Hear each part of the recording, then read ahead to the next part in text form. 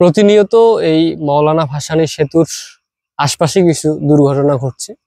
আজকে সকালের পর অর্থাৎ বিকেলের দিকে এবং সবশেষ সন্ধ্যার দিকে কিছু ফেসবুকে পোস্ট দেখে আজকে এই জায়গাটিতে এসেছি, যেটির কারণটা হচ্ছে একটি ল্যাম্প পোস্ট।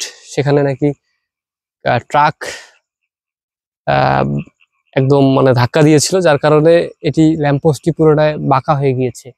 সেই জায়গাটিতে আমি আছি একদম, মানে অর্থাৎ এই জায়গাটি পুরোটাই বাঁকা হয়ে আছে, অর্থাৎ সেতু অংশে কিন্তু অনেকটা বাঁকা।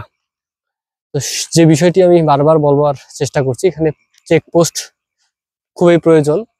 এই চেকপোস্ট হলে হয়তো কিছু নিয়ন্ত্রণ হবে, কিছু গাড়ি ড্রাইভাররা তাদের যে বেপরোয়া গতি সেটি নিয়ন্ত্রণে নিয়ে আসবে এবং এতে করে দেখা যাবে যে কিছু দুর্ঘটনা থেকে আমরা রেহাই পাবো। কারণ দেখা যাচ্ছে ওই ট্রাকের যদি গতিসীমা মোটামুটি লেভেলে থাকতো, তাহলে হয়তো এখানে ধাক্কা না লেগে যদি সাইড দিয়ে চলে যেত, তাহলে দেখা যেত নিচে খাদে পড়ে যেত। তখন কিন্তু বড় ধরনের একটি দুর্ঘটনার একটা সংখ্যা থেকে যেত।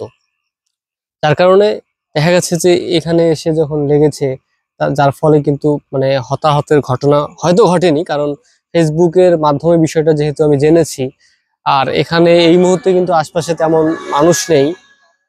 তবে এই যে ল্যাম্পপোস্টটি, এটি কিন্তু একদম বাঁকানো।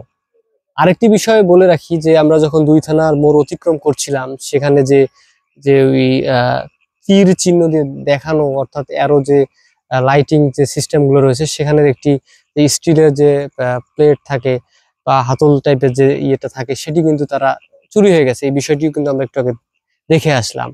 তো সবশেষ যে বিষয়টি বলবো, যত দ্রুত সম্ভব, অর্থাৎ আজকে গত 20 আগস্ট এই সেতু উদ্বোধন হলো, এখন পর্যন্ত এখানকার লাইটের যে আলো সেটি কিন্তু চালানো হয়নি।